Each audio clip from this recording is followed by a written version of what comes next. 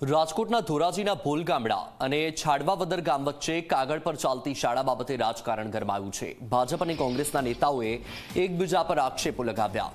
શાળા પર કાર્યવાહી બાબતે કોંગ્રેસના તાલુકા પ્રમુખે ભાજપ પર નિશાન સાધ્યું છે। ધોરાજી તાલુકા કોંગ્રેસ પ્રમુખ જયેશ લાખણીએ કહ્યું કે ભાજપના નેતાઓ શાળાના સંચાલકને છાવરી રહ્યા છે।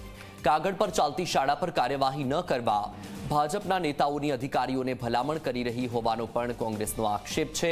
તો બીજી તરફ ભાજપના નેતાઓએ કોંગ્રેસના આક્ષેપોને ફગાવ્યા। કહ્યું કે શાળા બોગસ હશે તો કાર્યવાહી થશે જ। ભાજપના નેતાઓ કોઈ પણ ગેરપ્રવૃત્તિઓ કરનારને છાવરતા નથી।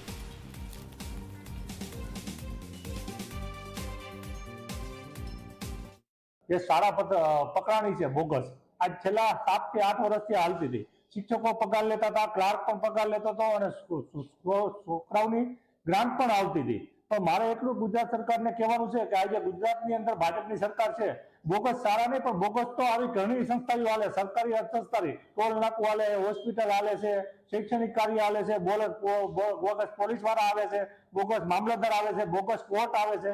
ગુજરાતની અંદર અત્યારે સૌરાષ્ટ્ર અને ગુજરાતની અંદર નકરું બોગસ નીકળી જ છે ભાજપની અંદર। અને જે સારવાવદરનો ધોરાજી તાલુકાનો બનાવ છે એને 8-10 દિવસ ત્યાં મીડિયાએ જાહેર કર્યું, તોય પણ આજે રાજકોટ ડીડીઓ કે ટીડીઓ દ્વારા કોઈ પણ શૈક્ષણિકની લાયકાત ધરાવતા વિદ્યાર્થી કે કોઈ પણ સજા કે કાંઈ કર્યું નથી, એની કાર્યવાહી પણ થઈ નથી। જ્યારે પણ પકડાય છે ત્યારે તેની વિરુદ્ધ કડક પગલાં લેવામાં આવે છે, એમની તપાસ થાય છે। તપાસ કરતા જે તે જવાબદારોને કડકમાં કડક સજા પણ કરવામાં આવે છે। જ્યારે કોંગ્રેસના નેતાઓ આક્ષેપ કરે છે કે ભાજપના નેતાઓ આને બચાવે છે, ભાઈ કોંગ્રેસના નેતાઓ આપણા ધોરાજીના ધારાસભ્ય, પૂર્વ ધારાસભ્ય 2017 થી 22 હતા કોંગ્રેસના, તમારા ધ્યાનમાં આ સ્કૂલ ના આવી? ત્યારે પકડવી હતી ને? આવી તો ઘણી રેતીની લીજું 2017 થી 2022 બીજું ત્રીજું, એટલે આપણે કોઈ એવી આક્ષેપબાજીમાં પડતા નથી।